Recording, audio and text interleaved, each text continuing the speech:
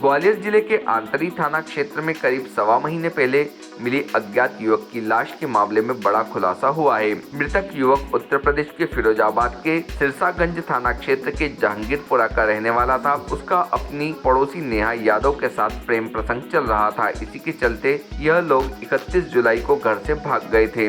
लड़की नाबालिग बताई गई है, जबकि युवक बालिग था। दोनों को उनके परिवार के लोगों ने दिल्ली में ढूंढ निकाला था और जीप में डालकर दोनों को मध्य प्रदेश के भिंड लेकर पहुंचे थे। यहां से वो ग्वालियर आए। उन्होंने झांसी हाईवे पर आंतरी थाना क्षेत्र में युवक उत्तम यादव को बेरहमी से मौत के घाट उतार दिया। इतना ही नहीं, उसके गुप्तांग में चाकू मारकर उसे बुरी तरह क्षतिग्रस्त भी किया था।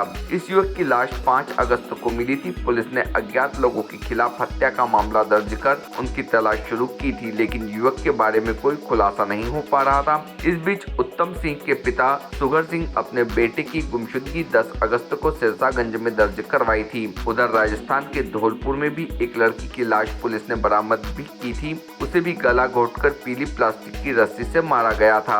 हम उम्र होने के कारण पुलिस को दोनों हत्याओं के बीच किसी कनेक्शन का अंदेशा था। पुलिस ने जब लड़की के घर वालों के मोबाइल फोन लोकेशन तलाश की तो पता चला कि ये लोग पहले दिल्ली, फिर मध्य प्रदेश के भिंड, ग्वालियर और धौलपुर भी गए थे। इसी आधार पर पुलिस ने लड़की के पिता देवी राम चाचा शेर नाम और 2 अन्य लोगों को हिरासत में लेकर पूछताछ की। इन्होंने अपने हत्या का अपराध कबूल कर लिया। यूपी पुलिस में आरोपियों के साथ उत्तम यादव की लाश मिलने के घटना स्थल का निरीक्षण किया। उत्तम और नेहा एक दूसरे से बेहद प्यार करते थे, लेकिन वे घर वालों को नहीं मना सके थे। इसलिए उनके घर वाले सामाजिक बुराई से बचने के लिए ऑनर किलिंग करने पर आमदा हो गए। इससे पहले लड़की के घर वालों ने पुलिस को चकमा देने के लिए उन्हें यमुना नदी में मारकर फेंकने का बताया था, लेकिन 2 दिन तलाशने के बाद पुलिस को वहां कुछ भी नहीं मिला था। टीम भारतीय न्यूज।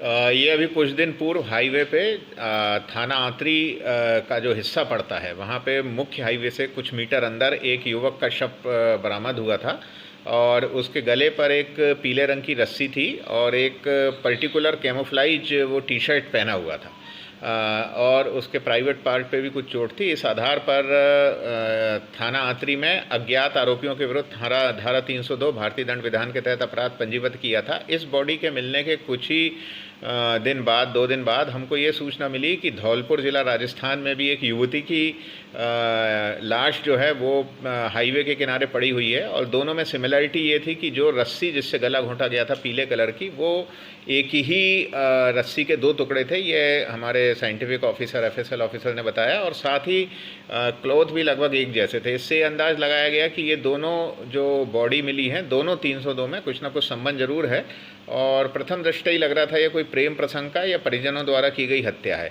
इसी बीच में ये फिरोजाबाद से परसों यहाँ पर ग्वालियर पुलिस आई और आरोपियों को लेके आई। तो जो मामला सामने आया उसके मुताबिक ये जो लड़की थी, इसके पिता, चाचा और अन्य लोगों ने मिलके इसका प्रेम था इस लड़के के साथ।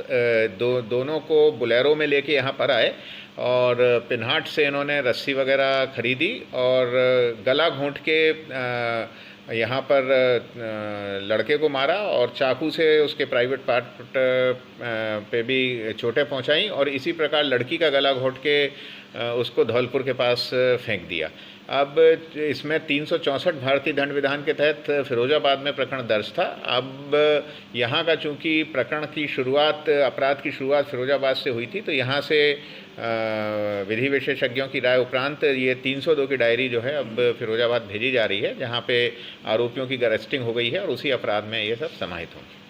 Subscribe now to most exciting channel ever.